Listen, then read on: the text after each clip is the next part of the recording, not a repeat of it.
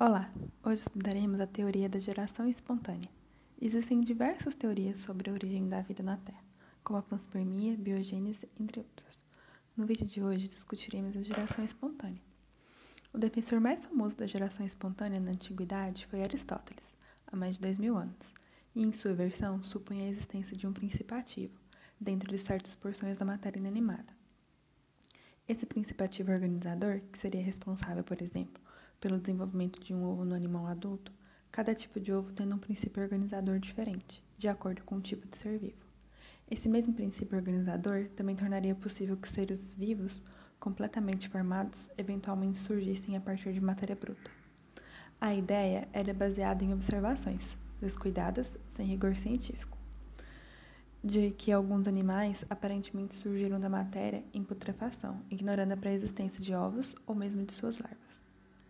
No século XIII, havia uma crença popular de que certas árvores costeiras originavam gansos. Relatava-se que algumas árvores davam frutos semelhantes a melões, no entanto contendo carneiros, completamente formados em seu interior.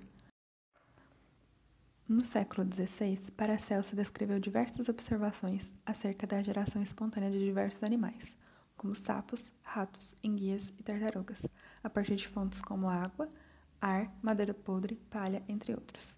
Cientistas de todos os campos do saber acreditavam, por exemplo, que as moscas eram originadas na matéria bruta do lixo. O médico belga J. B. van Helmont afirmou que bastava que se jogasse num canto qualquer uma camisa suja, que o princípio ativo estaria no suor da camisa, e sementes de trigo, para que dali 21 dias fosse constatada a geração espontânea. Essas conclusões errôneas se devem à falta de metodologia apropriada, limitando variáveis que pudessem trazer resultados falsos, como, por exemplo, impedir que ratos já formados tivessem acesso à receita, que supunham-se produzir ratos, aliada ao pressuposto de que a geração espontânea era mesmo possível. Enfim, acreditava-se que todos os seres vivos surgiam de matéria bruta e sem vida, desde que essa matéria bruta seja dotada de uma força vital. O primeiro passo na refutação científica da geração espontânea foi dado pelo italiano Francesco Redi, que em 1668 provou que as larvas não nasciam em carne que ficasse inacessível às moscas, protegidas por telas, de forma que não pudessem botar lá seus ovos. Assim, no século XVII, foi gradualmente sendo demonstrado que, ao menos no caso de todos os organismos facilmente visíveis, a geração espontânea não ocorria, e que cada ser vivo conhecido era proveniente de uma forma de vida pré-existente, a ideia conhecida como biogênese. A invenção e aperfeiçoamento do microscópio renovaram a aceitação à geração espontânea. Em 1683, Anton van Leeuwenhoek descobriu os micro-organismos, e logo foi notado que não importava o quão cuidadosamente a matéria orgânica fosse protegida por telas ou fosse colocada em recipientes tampados, uma vez que a putrefação ocorresse, era invariavelmente acompanhada de uma míríade de bactérias e outros organismos. Não se acredita que a origem desses seres estivesse relacionada à reprodução sexuada, então sua origem acabou sendo atribuída à geração espontânea. John Needham, em 1745, realizou novos experimentos que vieram a reforçar a ideia de que a vida pode originar-se por biogênese. Consistiu em aquecer tubos de ensaio em líquidos nutritivos com partículas de alimento, fechava-os, impedindo a entrada de ar e os aquecia novamente. Após vários dias nesses tubos, proliferavam enormes quantidades de pequenos organismos. Esses experimentos foram vistos como grande reforço à hipótese da biogênese. Mas em 1768, Lázaro Spallanzani criticou duramente a teoria e os experimentos de Needham, através de experimentos similares, mas tendo fervido os frascos fechados com os sucos nutritivos durante 1 hora, que posteriormente foram colocados de lado durante alguns dias.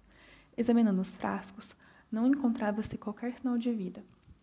Ficou dessa forma demonstrado que Needham falhou em não aquecer suficientemente a ponto de matar os seres pré-existentes na mistura. Isso, no entanto, não foi suficiente para descartar por completo a hipótese da biogênese. Needham replicou, sugerindo que, ao aquecer os líquidos, as temperaturas muito altas pudessem estar se destruindo ou enfraquecendo o princípio ativo. A hipótese de biogênese continuava sendo aceita pela opinião pública, mas o trabalho de Spallanzani pavimentou o caminho para Louis Pasteur. Foi principalmente devido ao trabalho do grande biólogo francês Louis Pasteur, em 1862, que a geração espontânea no mundo microscópico foi refutada tanto quanto a ocorrência no mundo macroscópico. Contra o argumento de Needham sobre a destruição do princípio ativo durante fervura, ele formulou experimentos com frascos com pescoços de cisne, que permitiam a entrada de ar ao mesmo tempo em que minimizavam consideravelmente a entrada de outros micróbios por via aérea. Dessa forma, demonstrava que a fervura em si não tirava a capacidade dos líquidos de manterem a vida, bastaria que os organismos fossem nele introduzidos. O impedimento da origem da vida por falta do princípio ativo também pode ser descartado, já que o ar podia entrar e sair livremente da mistura. O recipiente com pescoço de cisne permaneceu nessas condições livre de micróbios durante cerca de 1 ano. Mais tarde, descobriu-se que os esporos de bactérias são geralmente envolvidos em membranas resistentes ao calor, e que apenas a prolongada exposição a elevadas temperaturas e a baixa umidade poderia ser reconhecida como um processo eficiente de esterilização. Variações súbitas de temperatura, os choques térmicos, também são eficazes, sendo ambos os princípios aplicados juntos em vários processos modernos de esterilização, como a pasteurização. Além disso, a presença de bactérias, ou seus esporos, é tão universal que apenas precauções extremas podem evitar a reinfecção do material esterilizado. Corroborou-se dessa forma que todos os organismos que constituem ou dependem de células exibindo complexidade não trivial, todos os atualmente conhecidos derivam-se de organismos vivos pré-existentes, recebendo essa regularidade natural o nome de lei de biogênese. Curta, comente e compartilhe o vídeo se você gostou. Beijos e até mais!